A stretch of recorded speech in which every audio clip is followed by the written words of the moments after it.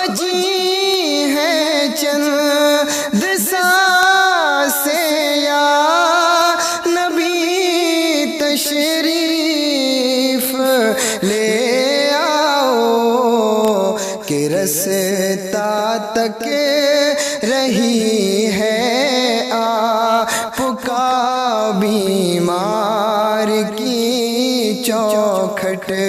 और नबी का अखलाक तो ये है, माँ बाप तो वो हैं जिन्होंने पैदा किया है, वो जानवर के साथ उनका प्यार देखो। आवाज़ आई अगिस्नी या रसूल अल्लाह, अल्लाह के रसूल मेरी मदद कीजिए। ये आवाज़ इंसान की नहीं जानवर की आवाज़ थी। हुजूर वहाँ पहुँचे जहाँ से आवाज़ आ रही थी। क्या देखते हैं, एक जानवर है जिसे हम और आप हिरनी कहा करते हैं, उसके पैर में फंदा पड़ा है, जाल में फंसी है वो। उसने मेरे नबी को आते देखा, पुकार के कहने लगी हुजूर मैं आपसे चाहती हूँ मेरी मदद कर दें। मेरे नबी ने फरमाया कहना क्या चाहती है? खुदा की कसम मेरा नबी वो है जो जानवरों की बोलियां समझता है, गूंगों की बोलियां समझता है। जानदार तो छोड़ो, वो तो पत्थरों की बोलियां समझ लेता है। ना जानने वालों की बोलियां वो समझ लेता है, ना बोलने वालों की बातें सुन लेता है। खुदा की कसम मेरे नबी कहे। हिरनी कहने लगी मुझे आज़ादी चाहिए, मैं वादा करती हूँ वापस आ जाऊंगी। मेरे नबी ने फरमाया जाना क्यों चाहती है? उसने कहा हुजूर पहाड़ी के पीछे मेरे दो छोटे छोटे बच्चे हैं, मैं रात से शिकार में इस जाल में फंसी हूँ,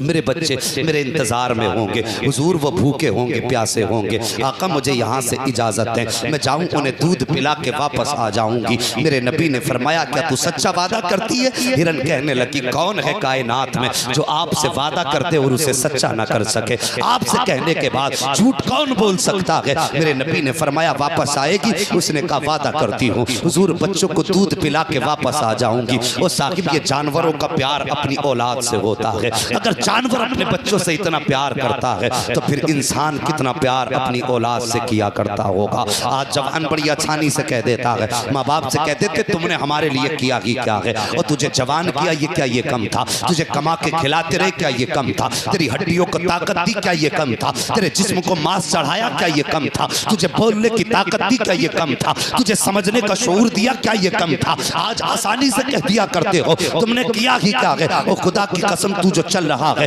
ये एहसान माँ बाप का है, तू जो बोल रहा है ये एहसान माँ बाप का है, तू जो सोच रहा है एहसान माँ बाप का है। अगर ये तुझे बोलना ना सिखाते तो तेरी औकात ना थी तू एक जुमला बोल देता। अगर ये तुझे चलना ना सिखाते सारी जिंदगी जमीन पर खिसड़ के चलता, लेकिन तुझ में चलने की ताकत ना आती। ये एहसानात माँ बाप के हैं। अब जानवर की जिंदगी देखो। हिरन ने कहा था हुजूर रात से मेरे बच्चे भूखे हैं, वो कब से मेरा इंतजार कर रहे हैं, इजाजत दीजिए मैं वापस आ जाऊंगी। मेरे नबी ने फरमाया वादा तो सच्चा है। कहने लगी हुजूर कौन है कायनात में जो आपसे झूठ बोल सकता है? मैं वादा करूं वापस ना आऊं, ये तो हो ही नहीं सकता है। अल्लाह अकबर। हिरन ने वादा किया है। जैसी वापस जाने लगी है इतने में यहूदी आ जाता है, आके कहता है तुमने मेरा शिकार छोड़ दिया है, इसका बदला मैं तुमसे लूंगा। मेरे नबी फरमाते हैं ठहर जरा गुस्से को ठंडा कर, सुन वो अभी वापस आ जाएगी। उसके तो छोटे छोटे बच्चे हैं, मुझसे कह के गई है दूध पिला के आने वाली है। यहूदी कहने लगा वाह जी,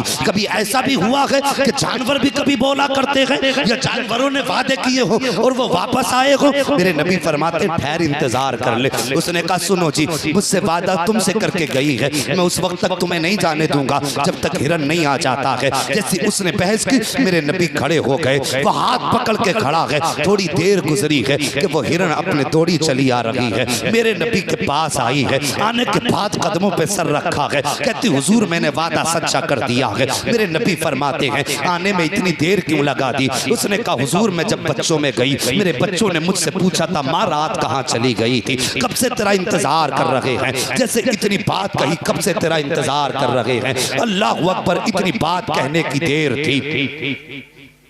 इसको बुझा दीजिए, तवज्जो कीजिए। आई ना आके मेरे नबी ने फरमाया हिरन बता तो सही इतनी देर कैसे लगा दी? उसने कहा हुजूर मैं बच्चों को दूध पिलाने गई थी, मेरे बच्चों ने मुझसे कहा माँ रात कहाँ गुजारी, हम कब से तेरा इंतजार कर रहे थे, भूख लगी थी। मैंने कहा बच्चों मुझे एक जाल ने फंसा लिया था, मैं एक जाल में फंस गई थी। बच्चे कहने लगे माँ फिर कैसे छूटी? मैंने बच्चों से कहा कि बच्चों सैयदुल अंबिया आ गए थे, मैं उनसे कह के आई हूँ। बच्चों ने कहा था माँ क्या फिर वापस जाना है? मैंने कहा हाँ बच्चों मैंने नबियों के सरदार से वापस वादा किया है, मुझे वापस जाना पड़ेगा। जैसे इतनी बात हिरन ने कही बच्चों से, बच्चे माँ के कदमों से लिपट जाते हैं। हिरन कहती हुजूर मेरे बच्चे मुझे आने नहीं दे रहे थे, कोई बच्चा आगे से आ रहा था, एक बच्चा पीछे से पैरों में अटक जाता था, कहता था माँ छोड़ के ना जा। बच्चे हिरन कहती है आका बड़ी मुश्किलों से बच्चों को समझा के आई हूँ, मेरे नबी ने इतना सुना नबुव्वत वाली आंखें बरसने लग जाती हैं। सरकार रोए और रोने के बाद आका की आंखें बरसी ना। फरमाया सुन यहूदी,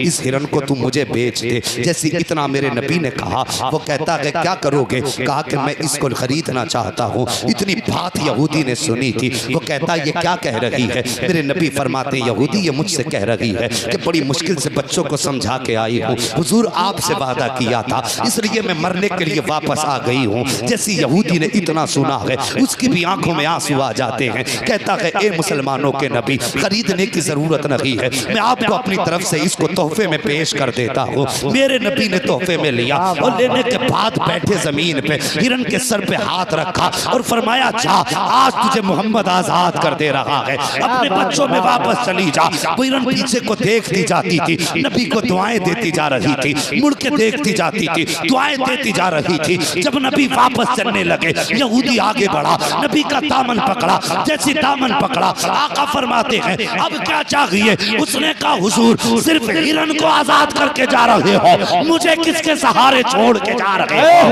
ए आका, जिस तरह आपने हिरन को आजादी दी है, मुझे भी दोज़ख से आजादी अता फरमा दी। सुभान अल्लाह। नारे तकबीर, नारे रिसालत, नारे गौसियत, उलमाए अहले सुन्नत, अज़मते मुस्तफ़ा, शाने मुस्तफ़ा, मुफ्ती हम्माद रज़ा मुरादाबादी। बहुत अच्छे बाबा।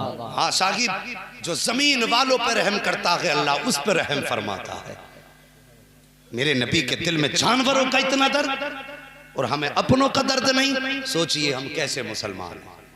मैं आपको नहीं बताऊंगा, तुम्हारा परसेंटेज मैं नहीं बताऊंगा, खुद सोचना। नबी जानवरों से भी प्यार करें और हम अपनों से भी प्यार न करें, फिर सोचो कौन से मुसलमान। सहाबा नबी की नाम पे गर्दनें कटा दे और हम निकाह के मौके पे गाने बजाएं, सोचो हम कौन से मुसलमान। मेरे नबी बहन के दस्तरखान पे सूखे टुकड़े खा लें और मुस्कुरा के बहन को दुआएं दें और हम तला भुना खा के भी खाने में ऐब निकालें, सोचो हम कौन से मुसलमान। गौर करो, मेरे नबी ने गरीबों को सीने से लगाया, हम गरीबों का खून पी रहे हैं, सोचो हम कौन से मुसलमान। लक़द कान लकुम फ़ी रसूलिल्लाहि उस्वतुन हसना, मेरे महबूब की जिंदगी तुम्हारे लिए बेहतरीन नमूना है। हाँ साहिब, मुस्तफ़ा की ज़िंदगी अपना लो, आक़ा करीम से प्यार करो। अगर वो हमारे हो गए तो समझ लेना सारी खुदाई हमारी हो जाएगी। डॉक्टर इकबाल ने कहा था कि मोहम्मद से वफा, तूने तो हम तेरे हैं, ये जहाँ चीज़ है क्या लोहो कलम तेरे हैं। अगर मुस्तफ़ा के ना हो सके तो कायनात में किसी तरक्की की उम्मीद मत करना। उनके जो हम गुलाम थे, खल्क के पेशवा रहे, उनसे फिरे जहां फिरा आई कली वकार में। हाँ, ये संबल हमारा पाकिस्तान कहलाता है कि नहीं? इतनी आबादी हमारी और फिर भी हम रुसवा हैं। कमी तो कुछ ना कुछ हमसे हुई है। सिर्फ मोदी और योगी जिम्मेदार नहीं, तुम भी जिम्मेदार हो, हम भी जिम्मेदार हैं। हर बंदा अपने घर के हालात बेहतर कर ले। शादी ब्याह में देखना, तमाशों में देखो, हमारे घर की बेटियां ऐसे लिबास पहनते कि देखने वालों को शर्म आती है, पहनाने वाले को हया नहीं आती। ना सरों पे दुपट्टे, ना बदन पे कपड़े ढंग के। और तेरी बेटी हो या मेरी बेटी हो, कनीज़े फातिमा है, लिबास उनको वैसा पहनाओ। ये नहीं कि मुआशरा किसको पसंद करता है, दुनिया किसको देख के वाह वाह कहेगी, ये मत सोचो। बल्कि जब भी सोचा करो, ये सोचा करो मेरे नबी को पसंद क्या है, मेरे नबी किसको देख के वाह वाह कहेंगे, वो लिबास बेटी को पहना। ये तरीके अपना लो। अगर ये नहीं अपनाओगे तो मैं गारंटी के साथ कह जा रहा हूं, अगर तौबा किए बगैर मर गए तो फिर अंजाम के बारे में सोचते रहना। बदल लो अपने तरीके। सिर्फ ये नहीं, इतनी आसान भी जन्नत नहीं है। हाँ, उसके कर्म के ऊपर है। आज बैठे हो, ना जाने वो किसके सदक़े में आज सबकी खताएं बख्श दे। हम तो माइल बकरम हैं, कोई साइल ही नहीं। राह दिखलाएं किसे रह रवे मंजिल ही नहीं। और क़यामत में याद रखना, जन्नत जो मिलेगी ना, जिसको भी मिलेगी, या तो खुदा की रहमत से मिलेगी या मुस्तफ़ा की शफाअत से मिलेगी। दो ही चीजें हैं जो जन्नत देगी। या तो रब की रहमत जन्नत देगी या मेरे मुस्तफ़ा की शफाअत जन्नत देगी। ये सच है, नबी कब्र में आएंगे, ये भी सच है नबी हश्र में शफाअत करेंगे। लेकिन थोड़ा सा जरा मुंह ऐसा बना के मर जाओ कि कब्र में मुस्तफ़ा आए तो मुंह दिखाने में शर्म ना आए। हाँ, चेहरे पे कफन जब पड़ा हो ना तो सीने पे नबी की सुन्नत भी लगी हो, और फरिश्ते कफन हटाएं तो पूछने की जरूरत ना पड़े, दाढ़ी बता दे मुस्तफ़ा का आशिक कब्र में आ गया। हाँ जवानों, चेहरों पे दाढ़ियां सजा लो, इससे कुछ उम्रें घटा बढ़ा नहीं करती, इतना जरूर है इससे इज्जतें जरूर बढ़ जाया करती है, गुनाहों में कमी आ जाती है दाढ़ी से। हाँ, ज़बानें सही चलने लगती है, बात में वजन होने लगता है जिसके चेहरे पे दाढ़ी आ जाती है। वरना दाढ़ी ना हो तो कहते हैं जुम्मन के लड़के ने, अच्छन ने ऐसा कहा, बब्बन ने ऐसा कहा। जिस दिन दाढ़ी आ जाती है ना कि साहब मुल्ला जी देखो ऐसी बात कह रहे हैं, फिर अनपढ़ को भी लोग मुल्ला जी कहने लगते। मेहरबानी करो जवानों, दुनिया छोड़ो, ये रंग इनमें कुछ मजा नहीं है। गाने बजाते बजाते मर गए, कितने एक्सीडेंट होते, लीडें लगी रह जाती, कितने सो के उठे लीड कान में थी, गाने बज रहे थे। ऐसी मौत से अल्लाह बचाए। अगर कानों में लीडें लगानी है ना तो मुस्तफ़ा की नात के तराने सुना कर। सुबह को खेत में जाओ तो नात पढ़ते हुए जाओ, और किसानों हल चलाओ तो नबी की नात पढ़ते हुए हल चलाओ। जमीन की जुताई करो तो नात पढ़ते हुए करो, तेरी मेहनत भी रंग लाएगी, मुस्तफ़ा की नात भी रंग लाएगी। दवा का असर तो होगा ही होगा, जो भी होगा, लेकिन फिर देखना नात पढ़ के खेती कर, और खुदा की कसम दवा उतना फायदा नहीं करेगी जितना फायदा मदीने वाले की दुआ कर जाएगी। तरीके अपनाओ जवानों, आका से रिश्ते मजबूत करो। शादियां हों तो अपनी शादी पे सेरा तेरा बंधे और बातें मदीने वाले की होनी चाहिए। यही आका की गुलामी का सबूत है। खाली गोश्त खाना, टोपी ओढ़ लेना, कुर्ता पजामा पहन लेना गुलामी के लिए काफी नहीं है।